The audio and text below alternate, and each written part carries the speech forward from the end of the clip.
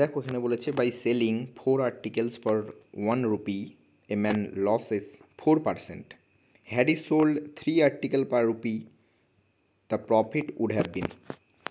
দেখো এইগুলোর ক্ষেত্রে আমি কীভাবে করব, আমি একদিকে লিখলাম কোয়ান্টিটি আর আরেক দিকে লিখলাম প্রাইস।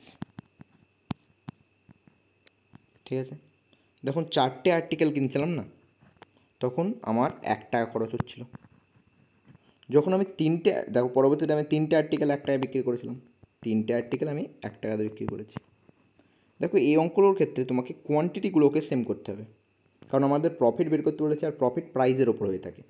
তো কোয়ান্টিটিগুলোকে সেম করলে আমাদের কী হবে, এটাকে 3 দিয়ে গুণ করবো, এটাকে 4 দিয়ে গুণ করবো, এই দিকেও আমাকে 3 আর 4 দিয়ে গুণ করতে হবে। অর্থাৎ আমি 12টা আর্টিকেল 3 টাকা দিয়ে যখন কিনছিলাম তখন আমাদের 4% লস হচ্ছিল। আর 12টা আর্টিকেল যদি আমি এখন 4 টাকা দিয়ে বিক্রি করি তাহলে আমাদের কতখানি প্রফিট হবে সেটাই বার করতে বলেছে। দেখো 4% লস মানে কি, তুমি যখন 100 টাকা যদি সিপি 100 টাকা হয়ে যায় তাহলে 4% লস করলে এসপি হবে কত টাকা, 96 টাকা। আর এই 4% লস কখন হলো, যখন তুমি প্রোডাক্টটাকে 3 টাকায় বিক্রি করেছিলে, কিন্তু আমি তো এখানে পেয়েছি 96, অর্থাৎ 96 মানেই হয়ে যাচ্ছে 3। তাহলে 1 মানে কত, 3/96, আর 100 মানে কত হয়ে যাবে, 3/96 ইন্টু 100। এটাই হয়ে যাচ্ছে আমাদের সিপি, এটাই হয়ে যাচ্ছে আমাদের ক্রয় মূল্য।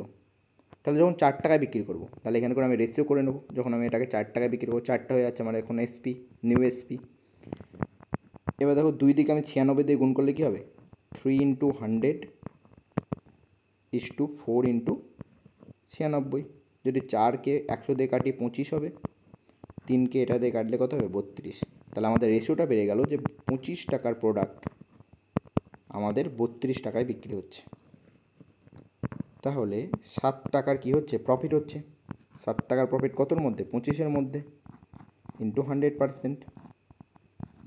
25-এর সঙ্গে 100 কাটলে 4, তাহলে 7 4 28% হয়ে যাবে আমাদের প্রফিট। তাহলে 4 টাকায় বিক্রি করলে আমাদের কত পার্সেন্টের প্রফিট হবে, 28%-এর প্রফিট হবে। অপশান নাম্বার বি হবে একেবারে সঠিক উত্তর।